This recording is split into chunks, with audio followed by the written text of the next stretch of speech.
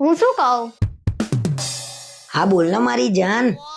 તમને ખબર છે મારી બેનપણી એવું કહેતી હતી કે એન ઘરવાળા એને એટલા બધા વખાણ કરે ને કે જીવનમાં તે મારો સાથ નહીં છોડે.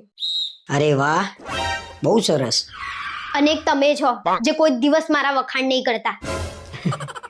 અરે જાનુ, એમાં કઈ કહેવા જેવું થોડી હોય. તું જાતે જ જોઈ લે ને. મને બધા મૂકીને જતા રહ્યા, મારા મિત્રો, મારા સગા સંબંધીઓ, પણ તે મને આજ સુધી નહીં મૂક્યો. જીવવા જેવો નહીં મૂક્યો.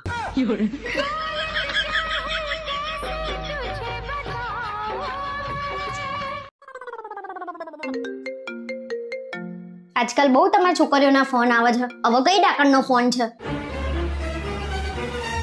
બોલો સાસુમાં. હમણાં જેતલ તમને યાદ કરતી હતી.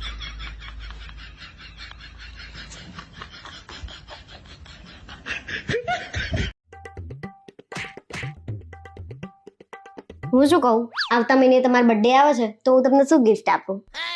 માન સન્માન આપો, ઇજ્જત આપો, ટાઈમસર જમવાનું આપો, ઘરની બહાર એકલા ના જવા દો. એટલે આ બધી ગિફ્ટ છે મારા માટે.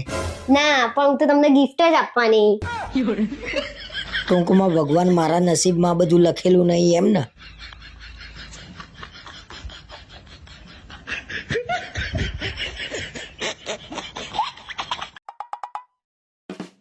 આપણા સામે ભાભી લેવા આયા ને, એમને બિચારા એમનો કમર ઉપર કાળો મોટો દાગો છે. અરે ડાઘો નહીં, એ ટેટુ છે. પતંગિયાનું ટેટુ છે. એમાં છે ને અલગ અલગ કલર છે, લાલ, લીલો.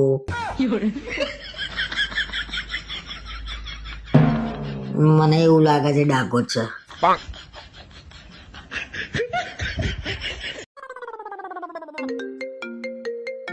આજકાલ બહુ તમારા છોકરીઓના ફોન આવે છે. હવે કઈ ડાકણનો ફોન છે?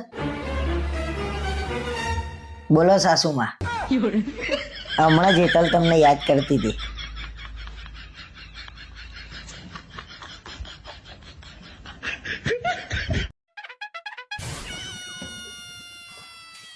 ઓહો, આજ તો વહેલા વહેલા ઉઠી ગયા રાજા. ક્યાં ઉપડ્યા સવાર સવારમાં?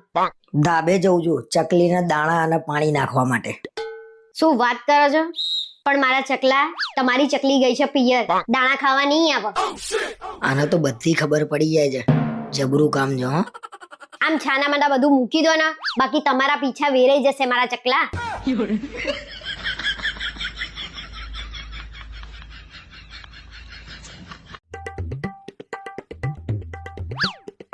આજે તો આ સોસાયટી ઉપર એટલો ગુસ્સો આવ્યો છે ને મને. કેમ? અરે તારી ખોટી ખોટી વાતો કરતા હતા બધા ભેગા થઈને. કેમ મારી શું ખોટી વાતો કરતા હતા? મને કહો એટલે હું જઈને કહું. કે કેટલી હોશિયાર છે, કેટલી શાંત છે, કે કોઈ દિવસ ઘરની બહાર અવાજે નહીં સંભળાતો. આ ખોટી વાત છે એમ? ચલો હવે હું તમને સાચી વાત કહું.